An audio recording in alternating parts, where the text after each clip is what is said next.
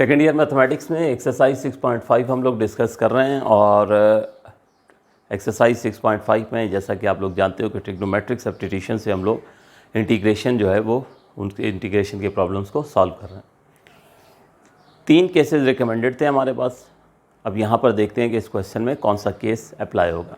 Root को अगर आप देखें तो रूट के अंदर लिखा है 5 - x²। इससे पहले ये होता था, ये यहाँ पर जो भी नंबर होता था परफेक्ट स्क्वायर होता था। अभी ये परफेक्ट स्क्वायर नहीं है, तो फिर इसको थोड़ा सा एक काम ये करेंगे बेटे कि इसको लिख लेंगे √5 और उसका स्क्वायर कर देंगे, ठीक है। और इसको अगर आप थोड़ी देर के लिए √5 को अगर आप थोड़ी देर के लिए a मान लें तो ये देखें आपका स्ट्रक्चर क्या हो जाएगा, a² - x²। और a² - x² में जो है वो सबसे पहला केस था कि हम क्या करते थे, ऐसी सूरत में जो हमारी सब्स्टिट्यूशन होती थी हम a sin थीटा जो है वो सब्स्टिट्यूट करते थे। तो मैंने आपसे कहा है कि थोड़ी देर के लिए मान लें कि a की वैल्यू क्या है, वो √5 है। तो इसका मतलब ये हुआ कि इस प्रॉब्लम में हमने जो सब्स्टिट्यूशन करनी है ना बेटे, वो x = √5 sin थीटा करनी है, ठीक है। तो ये यहाँ पे √5 sin थीटा जो है वो हम सब्स्टिट्यूट करेंगे।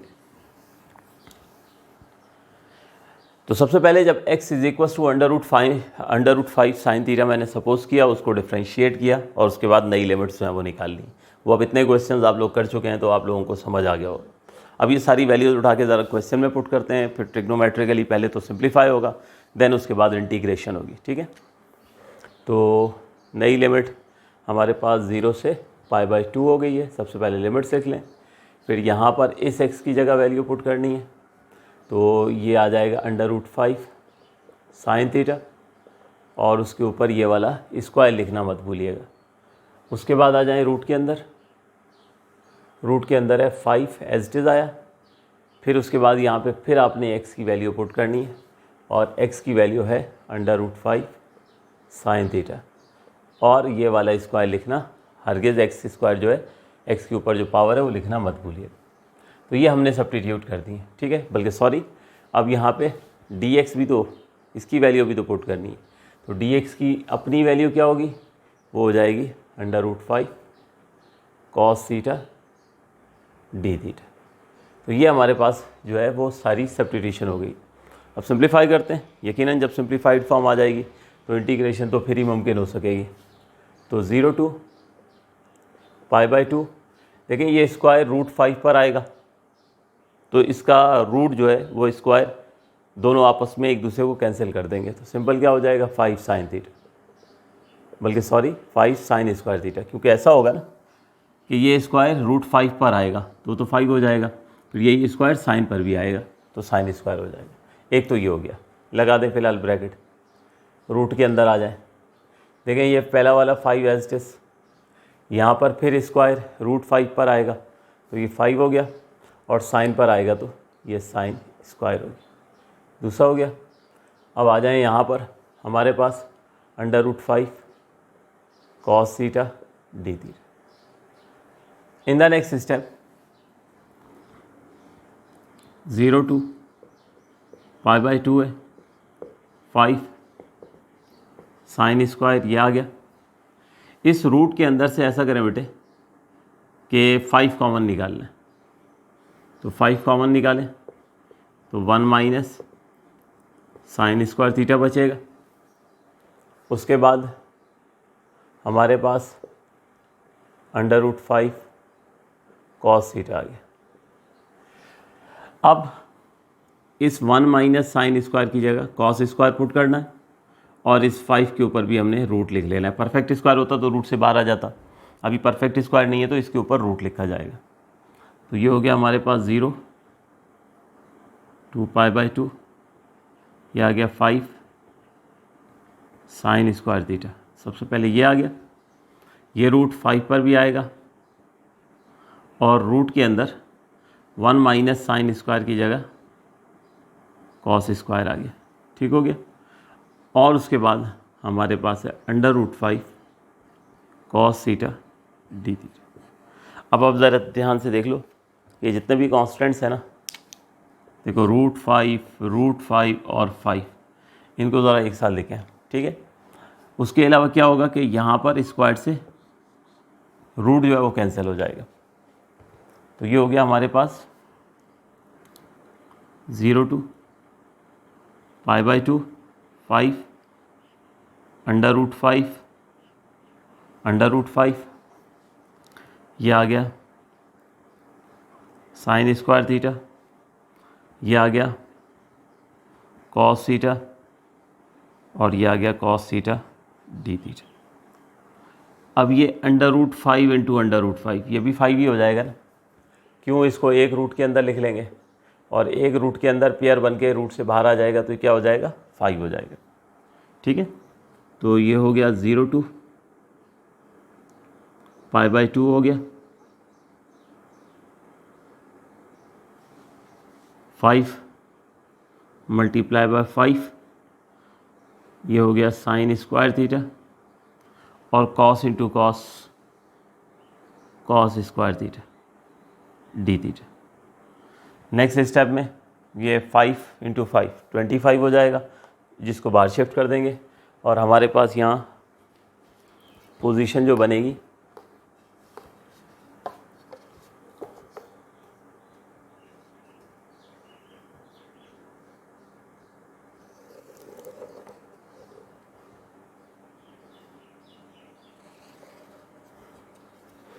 ये बन जाएगी इंटीग्रल ऑफ 0 to π/2 25 बाहर आ गया। ठीक है, और ये आ गया sine square theta into cos square theta d theta.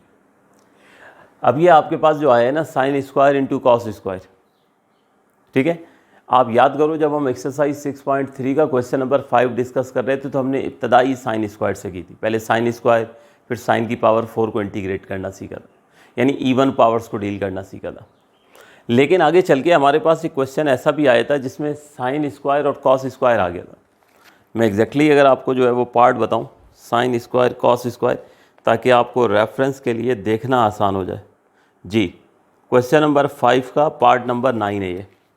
ठीक है, क्वेश्चन नंबर 5 का पार्ट नंबर 9 है ये, integral of sine square x cos square x. ये क्वेश्चन हमने किया था एक्सरसाइज 6.3 में। ठीक है ना, ये क्वेश्चन हमने एक्सरसाइज 6.3 में किया था। तो अब क्या होने वाला है कि ये बिल्कुल वही एग्जैक्टली स्टेप्स होने वाले हैं। साइन स्क्वायर को मैं रिप्लेस करूंगा 1 - cos 2x/2 से, कॉस स्क्वायर को मैं रिप्लेस करूंगा 1 + cos 2x/2 से। ठीक है, मज़ीद अगर ये क्वेश्चन में कोई डिफ़िकल्टी हो तो ये इसीलिए लिखा है एक्सरसाइज 6.3 में क्वेश्चन नंबर 5 का 9th पार्ट। आपके पास लेक्चर मौजूद होगा, रिकॉर्ड मौजूद होगा, वरना आप पुरानी वीडियोस में से जाके जो है एक्सरसाइज 6.3 में से जाके जो है उसकी प्लेलिस्ट में से जाके जो है वो वहाँ से ये क्वेश्चन नंबर 5 का पार्ट 9 देखिएगा तो आपको समझ आ जाएगा। ठीक है, तो मैं यहाँ पे साइन स्क्वायर थीटा इसे रिप्लेस करूँगा 1 - cos 2θ/2 और कॉस स्क्वायर जो है इसे रिप्लेस करूँगा 1 + cos 2θ/2 से। तो ये 25 एज इट इज़ आया। इंटीग्रल होगा 0 to π/2 1 - cos 2θ/2 आ गया, ये आ गया 1 + cos 2θ/2 डी थीटा। अब ये 2 × 2 4 हो जाएगा और इस 4 को बाहर ले जाएंगे तो ये 25/4 हो जाएगा। ठीक है, तो 25/4 integral of 0 to π/2 1 - cos 2θ 1 + cos 2θ। अब 1 - cos इंटू 1 + cos यानी a - b into a + b, ये फार्मूला इस्तेमाल होगा। तो a - b into a + b किसके बराबर होता है, a² - b² के। तो ये हो गया 25/4 integral of 0 to π/2 a² - b², ये फार्मूला अप्लाई हो गया। ठीक है, नेक्स्ट स्टेप में 25/4 0 to π/2 ये हो गया 1 - cos स्क्वायर 2θ। ठीक हो गया। अब इसके बाद हमारे पास यहाँ पर देखो जब cos स्क्वायर आया था तो हमने रिप्लेस किया था 1 प्लस कॉस 2 थीटा अपॉन 2, यानी कॉस के साथ जो यहाँ एंगल था वो यहाँ उसका ट्वाइस हो गया था। अभी एक बार फिर कॉस स्क्वायर आ गया, इसका मतलब यहाँ दोबारा रिप्लेस करना है, ठीक है।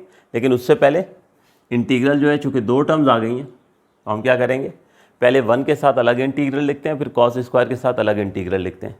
तो वहाँ पर थीटा था तो 2 थीटा हो गया था, ठीक है। तो यहाँ ऑलरेडी 2 थीटा है, तो जब इसको स्प्लिट करेंगे इस फार्मूले की मदद से तो ये हो जाएगा 1 प्लस कॉस 4 थीटा अपॉन 2, ठीक है। अच्छा, इसी स्टेज पे भी आप अगर जो है वो कॉस स्क्वायर को रिप्लेस करना चाहें ना, तो इसी स्टेज पर भी आप कॉस स्क्वायर को रिप्लेस कर सकते हैं। एनीवे, दोनों टर्म्स के साथ पहले अलग अलग इंटीग्रल लिख लेते हैं ताकि किसी किस्म का जो है वो डाउट ना हो। 0 से π/2 इंटीग्रल ऑफ 1 हो गया, 1 भले ना लिखा करें, ठीक है, मैं सिर्फ लिख देता हूँ ताकि तुम लोगों को क्लैरिटी हो, नज़र आए। माइनस की साइन आई, ये हमारे पास पहला इंटीग्रल हो गया, फिर उसके बाद दूसरा integral 25/4 integral of 0 to π/2 cos square 2 theta d theta, ठीक हो गया। तो 1 के साथ भी और कॉस स्क्वायर के साथ भी, दोनों के साथ इंटीग्रल आया और 25/4 दोनों के साथ जाएगा। तो यहाँ तक नोट करें, ठीक है, क्योंकि मज़ीद यहाँ पे आगे फार्मूला इस्तेमाल करना है, उसके बाद फिर जाके जो है वो हम इंटीग्रेट जो है वो करेंगे। तो नोट कीजिए यहाँ तक, फिर फर्दर प्रोसीड करेंगे।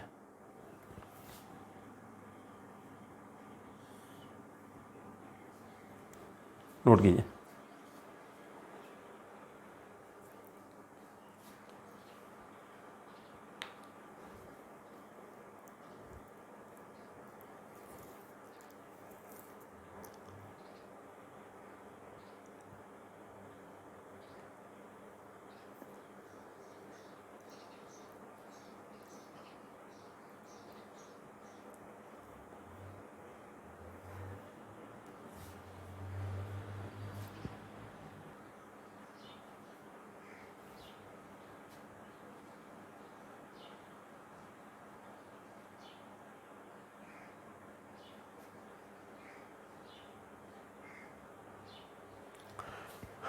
जी, तो स्टूडेंट्स प्रोसीड करते हैं फर्दर।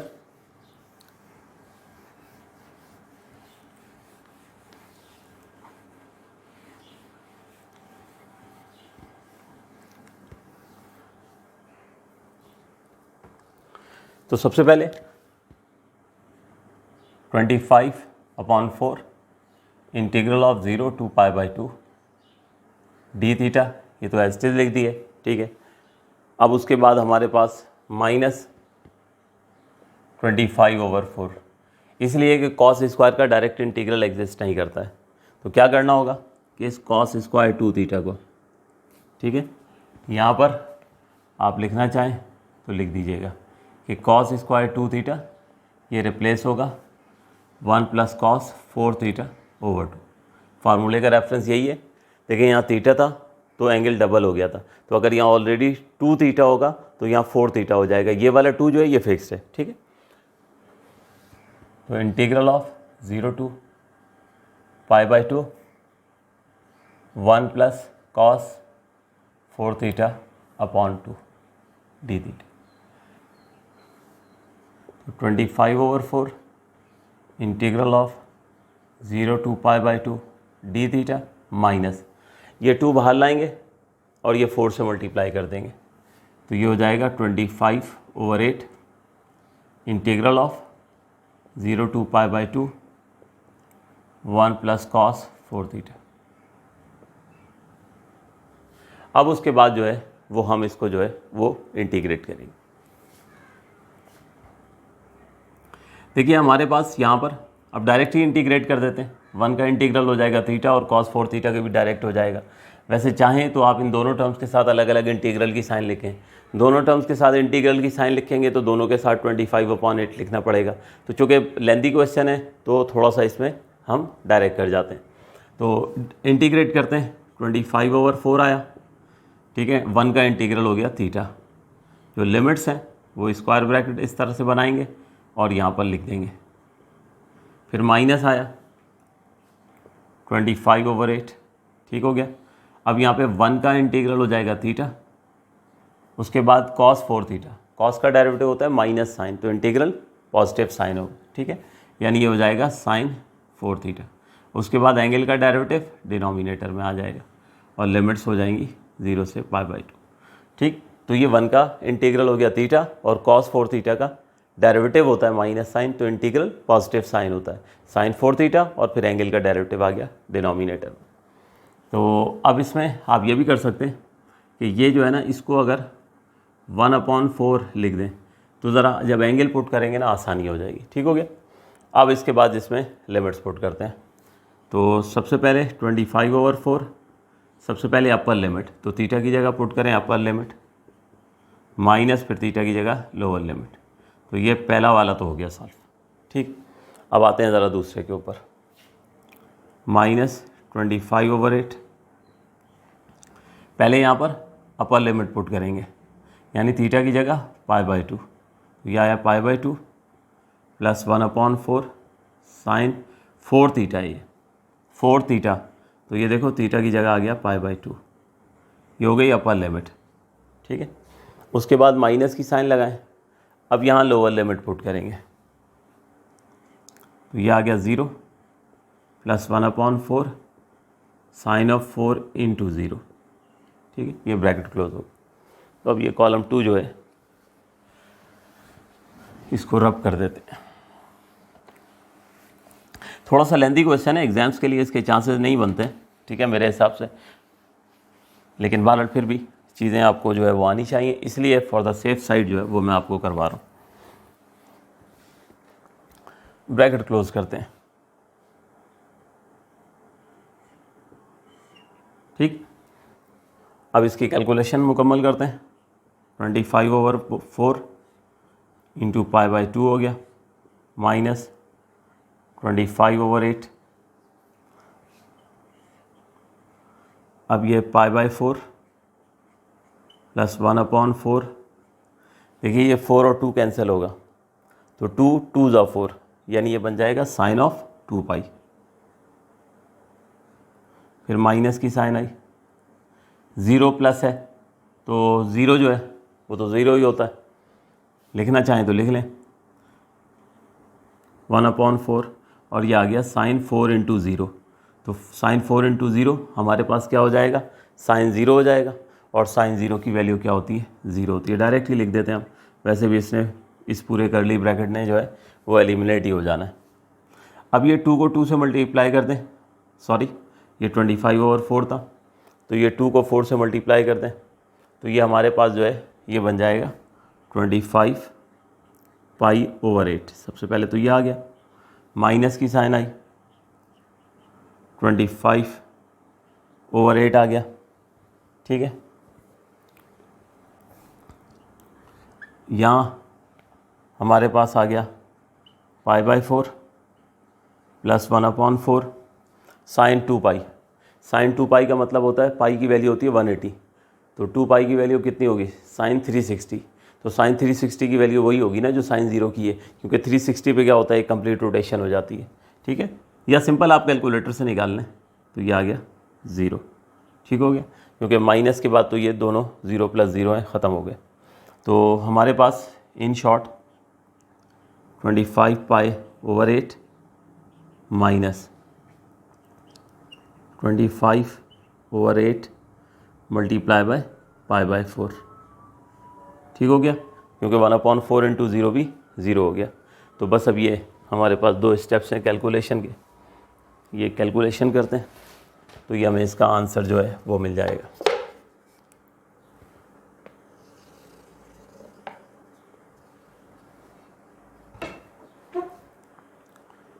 तो 25π/8 माइनस 25π/32। ठीक हो गया, बस अब इसके बाद जो है वो कैलकुलेशन करेंगे हम, तो हमें आंसर जो है वो मिल जाएगा। नोट करना शुरू करें, मैं आखिरी स्टेप जो है वो लिख देता हूँ।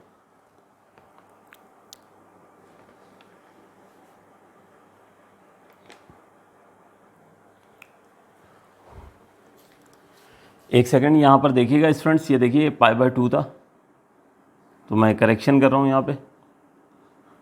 आप लोगों ने होप्सो अभी नोट नहीं किया होगा, ये देखिए तो ये यहाँ पर हमारे पास जो है π/2 चल रहा है।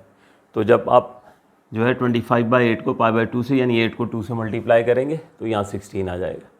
अब उसके बाद होगा LCM 16, तो 8 × 2 16 होगा, और 2 को जब आप 25π से मल्टीप्लाई करोगे तो 50π, माइनस 16 1 ज़ा 16, 1 को 25π से मल्टीप्लाई कर दोगे तो ये फाइनली आपके पास 25π/16 ये आंसर आ जाएगा। नोट कीजिए।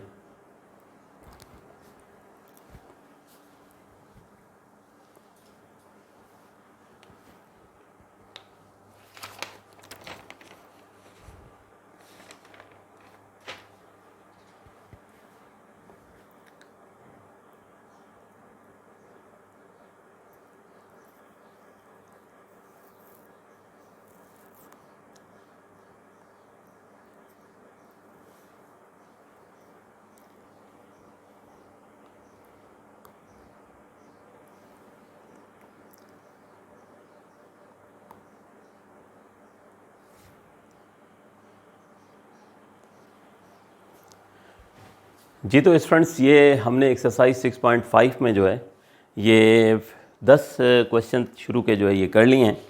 अच्छा, आप इसके बारे में कुछ सुन लीजिए। देखिए, एक्सरसाइज 6.5 में जितने भी क्वेश्चन थे ना शुरू में ट्रिग्नोमेट्रिक सब्स्टिट्यूशन के, ये सब डेफिनेट इंटीग्रल के थे, यानी इसमें जो है वो प्रॉपर्ली जो है वो लिमिट्स जो है वो गिवन थी। अच्छा, एग्ज़ाम में जो आने के चांसेस होते हैं ना वो इन्हीं 10 में से होते हैं, ठीक है। लेकिन भारत इसके बाद के जितने क्वेश्चन हैं 11 से लेकर 20 तक, ट्रिक उनकी भी बिल्कुल ऐसी ही है, ठीक है। लेकिन वो डेफिनेट इंटीग्रल नहीं है, यानी उसमें जो है ये लिमिट्स जो है वो नहीं दी गई हैं। तो लिमिट्स ना दी गई हो तो थोड़ा सा काम ये आसान हो जाता है कि बस आप इनिशियली सपोज करते हैं, जब लिमिट्स होती ही नहीं है, इनडेफिनेट इंटीग्रल होता है, तो नई लिमिट्स की ज़रूरत ही नहीं होती है, ठीक है। उसके बाद क्या करते हो कि आप वो डाटा क्वेश्चन में पुट करते हो, और क्वेश्चन में पुट करके जो है सिंप्लीफाई करते हो, और सिंप्लीफाई करके इंटीग्रेट कर देते हो। आखिर के स्टेप भी बच जाता है कि ना लिमिट्स होती हैं ना उसमें पुट करनी पड़ती हैं। बाल ज़्यादा चांसेस जो हैं वो 1 से 10 तक हैं। कॉन्सेप्ट बिल्डिंग के लिए सिखाई ये एक्सरसाइज, ठीक है, आइंदा ये काम आ रही होती है, तो हमने 1 से 10 तक कर लिए, ये इनफ हैं। लेकिन अगर इसके अलावा भी आप लोग करना चाहो तो मेरी जो रिकमेंडेशन है वो सुन लीजिए। एक्सरसाइज 6.5 से पहले 3 क्वेश्चन जो है ना यहाँ पे बेटे सॉल्व्ड एग्जाम्पल के तौर पर दिए गए हैं। ये 10 क्वेश्चन करने के बाद वो 3 एग्जाम्पल्स अब आप बआसानी जो है वो सॉल्व कर सकते हैं, ठीक है। तो आप लोग उनको जो है वो कर लीजिएगा। मुझे अगर टाइम मिला तो मैं उनकी भी वीडियोस जो है वो बना दूंगा। लेकिन कॉन्सेप्ट बिल्डिंग के लिए 10 क्वेश्चन आपको सिखा दिए, तो आपको खुद ही अगर आप ट्राई करें, खुद ही कर लें तो ज़्यादा बेहतर होगा, ठीक है। तो बस यहीं तक ही रखेंगे। बाकी इसके क्वेश्चन जो हैं वो 10 करने की ज़रूरत नहीं है, लेकिन अगर मुझे टाइम मिलता है तो मैं उनके भी जो है वीडियो लेक्चर्स बनाकर जो है वो अपलोड जो है वो कर दूंगा। आगे बात समझ में। लेकिन अब 12 एग्ज़ाम्स में इतना टाइम भी नहीं होता है एग्ज़ाम्स के गैप में कि आप लोग पूरी एक्सरसाइज का एक क्वेश्चन करें। तो इसलिए इस एक्सरसाइज को एग्जामिनेशन पॉइंट ऑफ व्यू से इतना ही करना मुनासिब था। मैंने आपको मैक्सिमम क्वेश्चन जो थोड़े बहुत भी जिनका चांस आ सकते थे वो करा दिए, ठीक है। तो बाकी सॉल्व एग्जाम्पल ज़रूर देख लीजिएगा। तो इंशाल्लाह फिर जो है नेक्स्ट लेक्चर में कंटिन्यू करते हैं। थैंक यू एंड अल्लाह हाफ़िज़।